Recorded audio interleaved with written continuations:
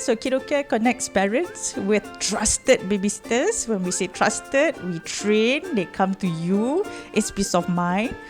For babysitting, for childcare services, anytime, anywhere you need.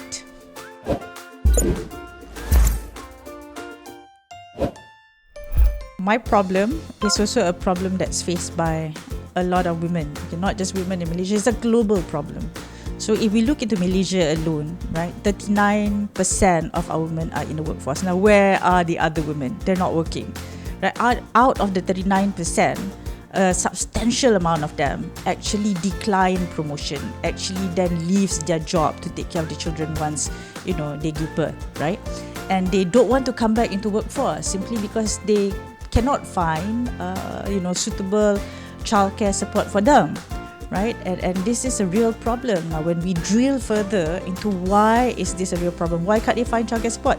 Memang tak cukup. They don't have enough. Malaysia just don't have enough registered childcare centres, right? So in 2019, we needed about 39,000 centres, but we only had about 4,000 centres. So can you imagine?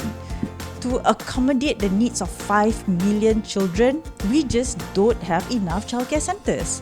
Now, we could wait, and by a recommendation and word of mouth and out of desperation, just leave our children to somebody who claims, hey, I think you take care of children.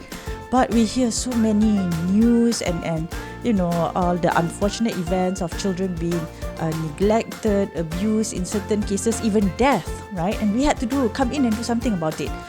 Here are women who wants to look for jobs. Here are women that are available to work on a flexible manner. But what can join them all together? Technology. So coming from a technology background, I wanted to put in technology element to make sure that we can solve these childcare inefficiencies. So making childcare affordable, accessible, improving safety and convenient. And that's what we did. We built a platform using technology and just connecting women, but we did it right because we wanted to make sure that the babysitters can be trusted for peace of mind. So we made sure that we put in our SOPs, making sure that all women who comes in go through our processes of training, background check, so CPR, first aid, childcare, psychometric assessment, and then the technology makes it simpler. You can also, check on updates. You are able to improve the safety and the monitoring of the service. So combining human and technology, here is Kiddocare. So, being an entrepreneur, I work overtime, right? I work all the time. So it's Saturday, Sunday, even night time. And there was this one very memorable occasion and I was just consumed with work, and it was 10:30 at night, and my child's teacher actually called me up and asked me, what time are you going to come and fetch her?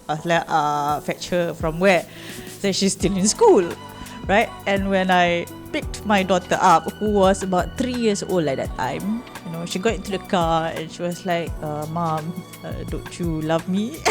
And that was my breaking point. I thought, hey, I've got to do something about this. There's got to be a solution. The child has to be at home when it's time to go home. Even when I'm not there, she should be able to have somebody she can depend on. She can be comfortable. She can be safe. Right? And I want to provide that for her. Even if it's not from me, I should be able to provide the best for my child.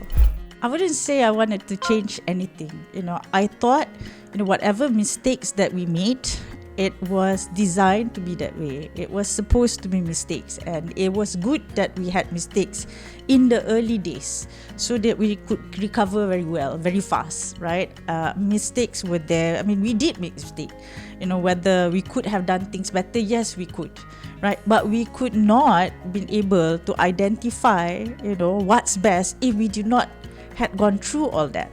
Right, so we wouldn't want to change anything. We believe that whatever challenges that came our way, the mistakes that we made, it helped us to grow. It helped us to gather real insights and deep understanding of the business. Maybe if we could have managed the finances better. But I thought the whole course, the whole journey that we went through, it was something that we had to go through. It grew us. We're actually very optimistic about Kiddocare's growth. We have seen demand and we have seen different types of parents using us in different kind of ways.